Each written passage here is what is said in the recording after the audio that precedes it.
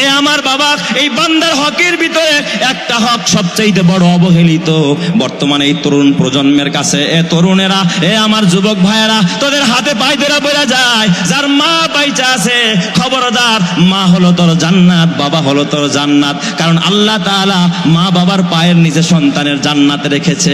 এ আল্লাহর সন্তুষ্টি, মা বাবার সন্তুষ্টির ভিতরে মারে খুশি করবি, বাবারে খুশি করবি।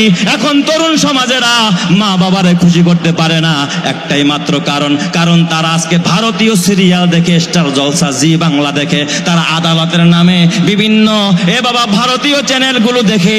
সেখানের মধ্যে শিক্ষা দেওয়া হয় কিভাবে ভাগিনা তার মামা নিরে নিয়ে পালায়ন করলো, কিভাবে ভাই তার ভাইয়ের স্ত্রীকে নিয়ে পালায়ন করলো, কিভাবে প্রেম করতে হয়, কিভাবে আরেকজনের স্ত্রীকে পালায়ন করে আনতে হয়, কিভাবে মারে কষ্ট দিল, বাবারে কষ্ট দিল। এই ইতিহাসগুলো সেখানে আপনাদেরকে চর্চা করানো হয়। আজকে সেই কোরআনের চর্চা আপনার ঘরে নাই, হাদিসের চর্চা আপনার ঘরে নাই। আজকে আপনার ঘরের ভিতরে কিতাবের আমল নাই, আপনার ঘরের মধ্যে আজকে নবীর সুন্নাহ নাই, আপনার সমাজের মধ্যে আজকে বেশি বেশি তাফসিরুল কোরআন মাহফিল নাই, কোরআনের আলোচনাগুলো হয় না। আপনার ঘরের মধ্যে 24 ঘন্টা বিজাতীয়দের কালচার আপনার ঘরের মধ্যে 24 ঘন্টা বাজতে থাকে, কোরআনওয়ালাদের আওয়াজ ঘরের মধ্যে বাজে না।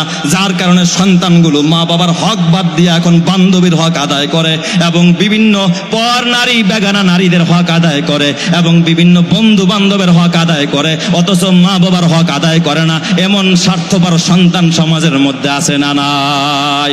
মা বাবার হক আদায় করতে চায় না, অথচ কোরআন হাদিস ঘাটলে আমরা যেই জিনিসটা দেখতে পাই, আল্লাহ তাআলা পিতাকে বানাইছে সূর্যের মতো, মাকে বানাইছে আল্লাহ তাআলা চন্দ্রের মতো। কারণ হযরত ইউসুফ পয়গম্বর রাতের বেলায়, রাতের অন্ধকারে স্বপ্ন দেখলেন, পিতার কাছে গিয়া স্বপ্নটা কিভাবে ব্যক্ত করেন, ইজ ক্বালা ইউসুফু লিআবিহি ইয়া আবাতি ইন্নী রাআইতু আহাদা আশারা কাওকাবাও ওয়াশ-শামসা ওয়াল কমারা রাআইতুহুম লি সাজিদিন। ডাক দেয়া বলে, আব্বা আমি রাতের বেলায় স্বপ্নে দেখলাম আকাশের 11টা তারকা, চন্দ্র এবং সূর্য আমার পায়ে সেজদা করতেছে। এখানে পিতাকে সূর্যের সাথে তুলনা করা হয়েছে, মাতাকে চন্দ্রের সাথে তুলনা করা হয়েছে।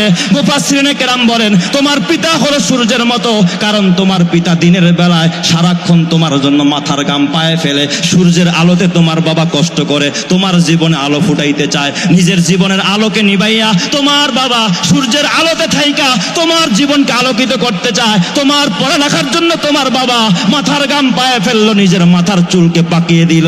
আর তোমার মাকে তুলনা করা হয়েছে চন্দ্রের